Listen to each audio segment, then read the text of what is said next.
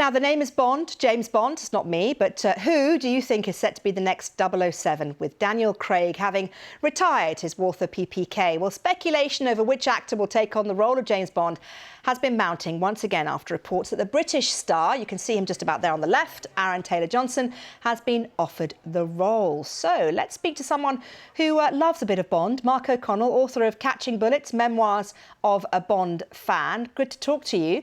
Let me ask you first of all, who your perfect Bond would be. Is it Aaron Taylor-Johnson?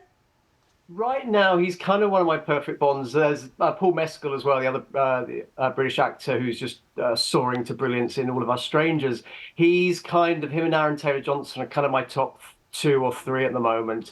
Whilst this is very much a rumour, I would put a little bit of a pinch of salt in with your vodka martinis tonight. But there is something very tangible and right about Mr. Taylor-Johnson. I think it's a good rumour. It is still a rumour. The white smoke hasn't risen from the Vatican just yet, but I do feel this is the kind of contender that feels more right. We've had a long period of what I call the Sunday night TV totty, where whichever Sunday night drama that's about to come on, the PR elves work their magic and suddenly the bookies say it's going to be that actor and that star. But no, I just feel never. Aaron Taylor-Johnson's star is rising. Yes. There's nothing wrong with a bit of Sunday night TV totty. I, for example, often appear on a Sunday night.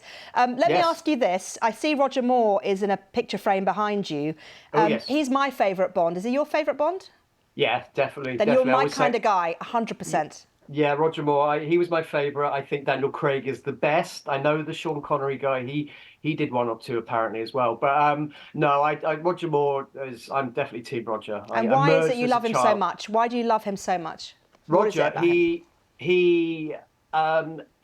was a movie star. We don't have many British movie stars.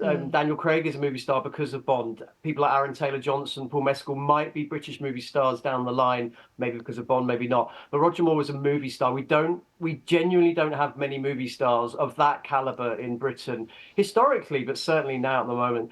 Also, Roger Moore had a sense of fun and a sense of danger as well. He wasn't always hilarious and eyebrow rolling. There was a darkness to him now and then, which I think, sort of made audiences I mean, I loved up. his sense of humour, and that's what attracted me to him. But Daniel Craig, he brought in a new era, didn't he, of James Bond? A bit more of a kind of, tough guy, a bit cold, a bit, well, actually not so much in the final Bond movie that he starred in, but, it was very different, much more muscular and, built compared to Roger Moore. Are you expecting the new Bond, the new script to kind of keep moving in that direction, or something different? Well, I do feel geeky Bond, maybe.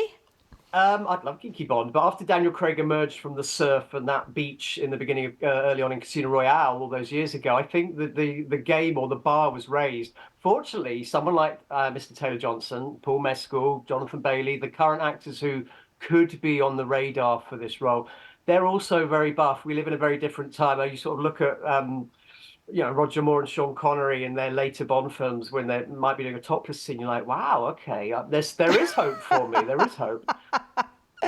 OK, well, listen, Mark O'Connell, I'm sure we'll get you back on once we actually have the official white smoke, as you put it a little bit earlier. Thanks again for joining us. No worries.